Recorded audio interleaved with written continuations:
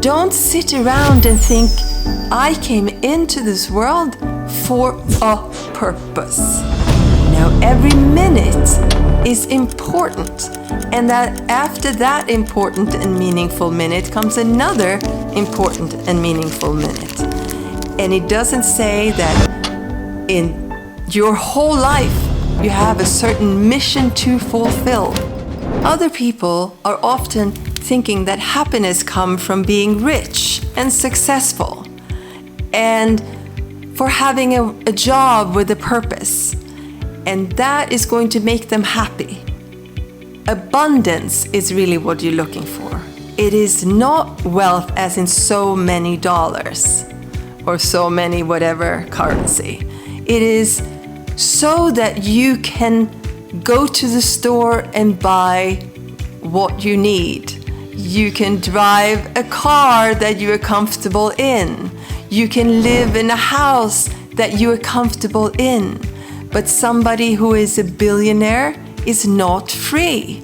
They cannot travel wherever they want. They always have to be concerned for their safety because they are now no longer just an ordinary person. And a very famous person is not free. Everyone notices them in the street. They can't just sit in a cafe. They can't just live a normal life, go down to the beach, and everyone will follow them and take selfies with them, and they're not free. That is not the life that's going to make you happy. And this thing of purpose is also, I think, very, very overrated. I shouldn't say. Of course, you want to live a purposeful life, or I say a meaningful life every second.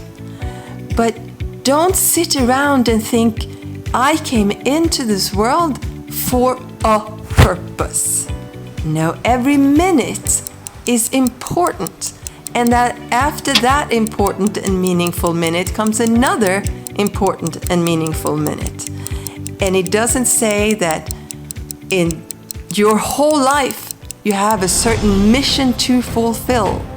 If you're a woman, you might want to have children that you are going to raise, and then your purpose in life for a few years is to be home with the children maybe, or at least only work part-time. Now maybe the purpose in life is to lead a big corporation to save the world.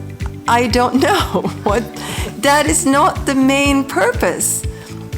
The purpose is to be willing and interested and curious about every minute in your life.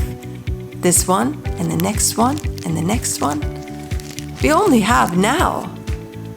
So it is not about planning for the future. The future is in a calendar that is printed. But unless you arrive at that day, it doesn't exist. So it is about living an abundant life. But abundant life means not just financially abundant. You are giving to others. You are feeling generous of giving your time, your smile, your money, your everything, your ideas. You don't say, oh, no, I can't talk about that because, I'm working on this secret idea, and if I share it with anyone, they might steal it. All those things is not from the big soul perspective. They are all from the natural soul, the ego, who wants to think it is only us, the human being in this body suit we walk around in.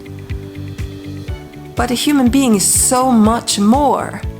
Is so much more. In a time of crisis, we can really see that incredible much more when, for instance, a car backs up onto a toddler. The mother could find strength that she doesn't have, but she can lift up the car and take the kid out. In that moment, she would never be able to do it some other time. We are so much more.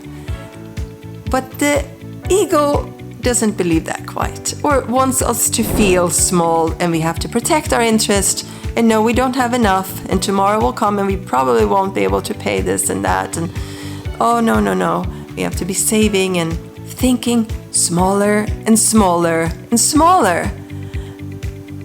And when you are in that more soul space, you know that now is the only thing you have.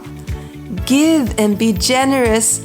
Tomorrow may come, but give and be generous of yourself, of your smiles, of your concern, of your joy, of your gratitude. And that's going to make you rich. That is what is rich. We might have heard it, pretty much all of us have heard. Happy is the man who is joyous with his lot. We can say, I need to earn more money. Or I need a new wife, or I need whatever it is people think that they are lacking. But looking for that happiness outside of yourself is only going to make you run harder. Because when you buy that beautiful house and it's perfect and it looks great and you move in and 2 weeks later you start being irritated that the door to the outside is in the wrong place. It should really be 2 meters away, and maybe the children's room is not quite what I had thought, and the neighbors are noisy, and soon you're not happy anymore. You need something bigger, something better, maybe a pool next time, maybe this next time. You're never going to be satisfied if you're looking on the things on the outside. The happiness has to come flowing in on the inside, and it only can flow in if you have the soul lead you.